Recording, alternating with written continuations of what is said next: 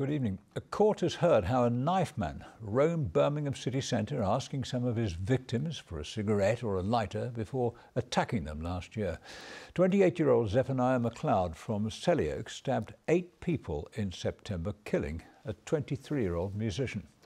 McLeod pleaded not guilty to murdering Jacob Billington, but guilty of manslaughter by diminished responsibility after psychiatrists said he had paranoid schizophrenia. Lewis Warner reports on the first day of a sentencing hearing at Birmingham Crown Court. Arriving at court to hear in public how their lives were turned upside down. The victims of last year's attacks supported by their families. In September 2020, an attacker went on a 90-minute rampage, stabbing people at random in 5 different city centre locations. The Knifeman, paranoid schizophrenic Zephaniah McLeod, a 28-year-old from Selly. His merciless spree claimed 1 life and caused untold damage to 7 more. 23-year-old Jacob Billington, a Sheffield Hallam University graduate and staff member, was fatally stabbed in the neck. Speaking in court today, Jacob's mother said, "September the 6th was the worst day of my life. I felt like I was being punished, as if all the air had been sucked out of me. I still dream about it now.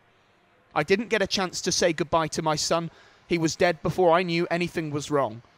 I will never get a chance to see my son again, or tell him how proud I was of him, or how much he was loved. I am haunted about how he died, how terrified he must have been. My overwhelming feeling is still shock and anger that someone thought they had the right to take someone's life like this. He was a great person, bright, cheeky, and talented." At around midnight on September the 6th, police were called to Constitution Hill. Nearby, they found a 33-year-old man with a neck wound. 20 minutes later, they were sent to Livery Street. There, a 25-year-old woman had been stabbed in the shoulder. Minutes after, a man was found with a chest wound on Barwick Street. Police say then McLeod dumped his knife and went home before coming back out, rearmed. At almost 2 o'clock, Jacob Billington was found with fatal injuries and his 24-year-old friend was critically injured. Not long after, and 3 more had been stabbed on Her Street in the city's gay village. McLeod was arrested the next day. Psych assessments concluded he had paranoid schizophrenia. Today, the courtroom was packed with the victims and their families. They heard how McLeod went around the streets of Birmingham asking some of his victims for a cigarette or a lighter before pulling the knife. On his schizophrenia, they heard that McLeod had previously told a doctor that he heard voices and that they were distressing. But the prosecution says because he searched online for news articles about the attack, he knew what he was doing.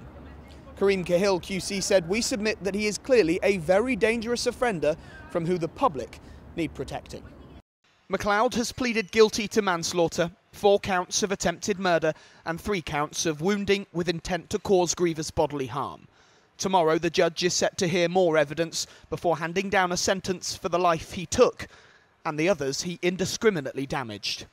Well, today, the court also heard how Zephaniah McLeod missed a psychiatric appointment just 4 days before the attacks. Mental health services were trying to get in touch with him. When they finally did, he refused a face-to-face appointment with a psychiatrist. Instead, a new date was set, but before that date, before he could be assessed, he'd already launched that attack on the public.